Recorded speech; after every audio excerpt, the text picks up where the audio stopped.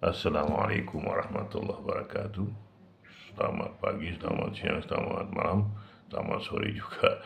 Dan Om Swastiastu, salam, nama budaya, salam kebajikan, salam rayu, salam latis. Nah, jadi sekarang ini Indonesia telah terjadi hal-hal yang sangat-sangat sangat-sangat baik lah ya, yang telah terjadi pada saat ini, yaitu apa? Dengan penggunaan mahasiswa sebagai alat pressure group yang sangat kuat dan juga sangat dinamis. Kenapa saya katakan demikian? Karena gerakan mahasiswa adalah gerakan orang-orang yang dilihat sebagai bagian dari objek sebuah berita. Jadi seperti itu. Nah, jadi mahasiswa merupakan bagian dari sebuah objek yang bisa dijadikan berita. Nah, dari berita itu yang terdapat apa? Iklan. Iklan itu menghasilkan uang. Nah, jadi antara news, pemberitaan dan mahasiswa itu berkaitan satu sama lain. Nah, kenapa itu terjadi? Nah, masalahnya di sini. Mahasiswa merupakan tingkat tertingginya pelajar-pelajar Indonesia yang telah memiliki pengetahuan yang sangat luas dan juga sangat memahami konteks perpolitikan di bangsa ini. Tapi sayangnya, mahasiswa Indonesia ini hanya bergerak dalam pragmatisme, tidak bergerak di sisi yang lain. Karena pemikirannya bisa kita katakan ya 11% lah isinya dari apa yang ada gitu. Jadi pemahaman terhadap kondisi, terhadap keadaan, terhadap lingkungan, terhadap apa yang diisukan, mereka terkadang juga tidak memahaminya. Karena itu tadi, karena mahasiswa ini telah dikuatkan oleh masuknya para senior-senior yang bekerja pada para politisi dan para oligarki. Nah, jadi pemberitaan inilah bagian dari proses oligarki juga. Nah, jadi pressure group yang dilakukan oleh para mahasiswa ini berdasarkan aktivitas para seniornya yang bekerja di oligarki dan di para politisi. Akhirnya mereka pun memiliki permainan di pemberitaan. Pemberitaan ini berasal dari mana? Dari para pemilik modal, yaitu oligarki. Nah, yang kita sayangkan saat ini adalah para mahasiswa tidak memahami konteks dengan apa yang mereka demokan, atau apa yang mereka aksikan, atau apa yang mereka inginkan. Seperti itu yang terjadi. Jadi pemahaman teks terhadap kondisi yang ada, yang mereka lakukan, mereka tidak memahaminya. Inilah tragisnya para mahasiswa di Indonesia yang tidak memahami secara teks, secara secara pemahaman terhadap apa yang mereka lakukan dan juga terhadap isu yang mereka mainkan. Apa dampaknya, apa yang harus mereka, apa hasilnya, dan apa yang membuat mereka jadi baik. Gitu, seperti itu. Dan akhirnya nama mahasiswa pun jadi buruk di tengah masyarakat. Kenapa? Karena hasil demo yang mereka lakukan itu apa? Mencegat masyarakat yang sedang melaksanakan tindakan ekonomi, dan lalu mereka tidak ada kompromis dengan masyarakat. Karena itu tadi, pemaksaan terhadap sebuah kehendak yang mereka lakukan. Karena mereka merasa bahwa mereka adalah bagian dari sebuah sistem yang ingin merubah sebuah sistem. Padahal tidak. Mereka hanya alat yang merupakan bagian dari sebuah proses yang ingin dirubah oleh sekelompok orang. Siapa mereka? Politisi dan oligarki. Nah, hegemoni oligarki dan para politisi ini telah sampai pada titik yang sangat tinggi. Apa penguasaan mereka terhadap para tingkatan-tingkatan mahasiswa ini? Mereka memainkan senior mereka, memainkan senior para mahasiswa, dan mereka terlibat di dalam oligarki dan para politisi ini untuk penentangan terhadap apa yang mereka tidak inginkan. Nah, Sementara oligarki ini adalah bagian dari para pemilik modal yang ingin modal mereka itu menguat terus menerus seperti itu. Nah, jadi seperti itu. Nah, disinilah yang harus kita pahami bersama. Jadi penggunaan mahasiswa itu dengan harga yang sangat murah, karena mereka menilainya dengan uang. Nah, makanya untuk hal-hal tersebut mereka menggunakan berita atau televisi swasta atau televisi negara untuk meliput. Karena apa?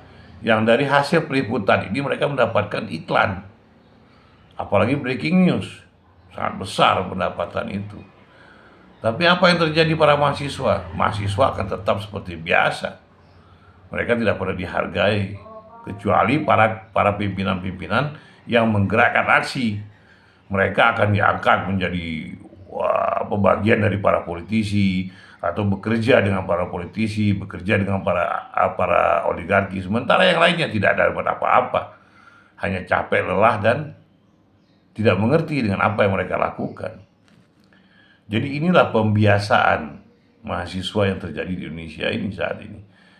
Nah, jadi pemahaman terhadap teks dan terhadap buku itu tidak ada. Bahkan terhadap kondisi politik di Indonesia pun mereka tidak memahaminya. Ini sangat dramatis sekali. Kenapa? Karena kebiasaan para mahasiswa menjauhi literasi, menjauhi diskusi, dan juga menjauhi tulisan, menulis dialog seperti itu. Karena memang dibiasakan dalam dunia mahasiswa hingga menjadi tradisi. Kalau bisa itu menjadi tradisi. Mahasiswa menjauhi literasi, tulisan, diskusi, dan dialog. Nah, jadi para politisi dan oligarki inilah yang terus-menerus melakukan aksi mereka untuk apa? Untuk penguasaan terhadap apa yang mereka inginkan. Seperti apa? Penguasaan tanah, penguasaan proyek, penguasaan wilayah, penguasaan usaha. Seperti itu. Untuk apa yang mereka lakukan, pressure group yang dilakukan oleh para mahasiswa atas perintah para politisi dan oligarki ini. Dengan apa? Merubah undang-undang, merubah isu, membuat wali kota, gubernur, presiden, bahkan untuk merubah segala sesuatu yang ada yang merugikan bagi mereka. Karena oligarki ini adalah bergeraknya di bidang usaha. Pengusaha rata-rata di oligarki ini. Nah, bekerja sama dengan para politisi yang memiliki suara di DPR RI. Inilah telah terjadi. Jadi semua itu saling berkaitan dan saling mengaitkan antara mahasiswa, para politisi, dan oligarki. Seperti itu yang terjadi. Nah, jadi mahasiswa ini dibiasakan melepaskan dirinya dari literasi, melepaskan dirinya dari diskusi, melepaskan dari dirinya dari tulis-menulis, dan melepaskan diri dari dialog. Kenapa itu terjadi? Karena ini merupakan hal yang sangat mereka inginkan. Kenapa itu terjadi? Karena untuk dapat menekan musuh-musuh mereka. Seperti itu yang terjadi. Nah, jadi antara oligarki, mahasiswa, dan juga para politisi itu terus menggunakan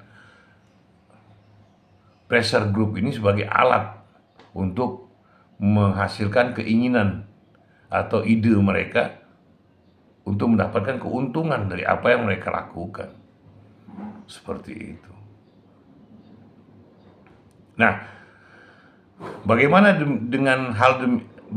untuk tidak terjadi seperti ini lagi? Pertama adalah membiasakan mahasiswa itu dengan literasi, membiasakan mahasiswa dengan tulisan, membiasakan mahasiswa dengan dialog dan diskusi.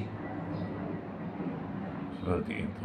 Terlepas dari hasil apapun yang dikatakan oleh para aktivis di masa NKK BKK, saya melihat bahwa Hidayat Yusuf menjelaskan dalam salah satu dengan wawancara dengan TV One, saya nggak tahu tahun berapa itu terjadi, saya lupa, bisa dicari di sini. Hidayat Yusuf dalam wawancaranya mengatakan bahwa NKK dan BKK itu saya normalisasi keadaan kampus dan BKK saya lupa apa artinya. Jadi NKK BKK itu mendekam mahasiswa agar tidak keluar kampus, biar tidak beraksi dengan apa yang mereka biar mereka tidak melakukan demo-demo anti pemerintah, anti dan lain sebagainya. Tapi di sisi lain terlihat, kata Dayusuf, apa tujuan saya mengadakan NKK BKK itu biar mahasiswa memahami dulu apa yang ada terjadi di lingkungan masyarakat melalui apa? Buku, menulis, teks, dan juga diskusi. Makanya saya tidak membiarkan mahasiswa keluar karena tidak menghasilkan apa-apa selama ini. Tapi yang dihasilkan adalah intelektualnya yang dikencangkan, dikuatkan. Tapi apa yang terjadi? Soeharto memahami apa yang saya lakukan. Maka Soeharto memecat saya sebagai Menteri Pendidikan dan Kebudayaan pada masa itu. Karena saya menguatkan NKK BKK. Jadi Soeharto itu telah waspada daripada lebih memahami dari apa yang saya lakukan. Jadi seperti itu. Nah, jadi tujuan itu bagus ketika itu. NKK dan BKK ini normalisasi keadaan kampus waktu itu. Saya lupa BKK-nya, artinya saya lupa. Nah, tapi normalisasi keadaan kampus itu tujuannya apa? Untuk merubah cara berpikir mahasiswa. Biar mahasiswa memahami konteks apa yang mereka lakukan dan memahami kondisi masyarakat, memahami aksi mereka ketika di jalan, dan memahami apa yang mereka harus lakukan ketika berada di dalam kondisi berbentrokan dengan rakyat dan masyarakat dan mahasiswa. Nah, jadi pemahaman terhadap kondisi masyarakat itu pun berada dalam tingkatan ide dan juga pragmatisme. Jadi kedua hal ini digabungkan hingga mereka tidak bentrok, hingga mereka mengadakan kompromi dengan masyarakat di sekeliling mereka. Nah, jadi seperti itu. Nah, jadi mahasiswa ini hanya alat pressure group bagi para politisi dan oligarki dengan dan juga menggunakan pemberitaan yang menghasilkan iklan yang sangat banyak, menghasilkan uang tentunya. Nah, jadi antara para politisi, oligarki, dan juga news, berita itu merupakan bagian dari proses pressure group yang terus mereka lakukan melalui apa? Mahasiswa. Mahasiswa ini sebagai alat dari sebuah tindak pressure group. Aksinya di mahasiswa. Idenya di mana? Di para politisi, oligarki, dan televisi, seperti itu. Nah, jadi seperti itu kawan-kawan semua. Tapi mahasiswa yang di lapangan ini tidak memahami apa yang mereka buat. Inilah yang telah terjadi. Sungguh tragis sekali. Ya tragis memang. Itulah mahasiswa Indonesia. Seperti itu. Karena terbiasanya dalam kumpulan-kumpulan para mahasiswa itu selalu melihat bahwa keberhasilan seorang senior melalui apa? Kendaraan, mobilnya, rumahnya, uangnya. Itu yang dinilai para mahasiswa. Mahasiswa menginginkan seperti itu. Itulah bentukan yang tidak disadari. Tapi apa? Otak ada? Tidak ada. Modal ada. Seperti itu. Nah, inilah yang digerakkan oleh para politisi, oligarki, dan berita. Inilah yang telah terjadi kawan-kawan semua, tanpa disadari, dan kita tidak menyadari apa yang sedang terjadi di bangsa ini.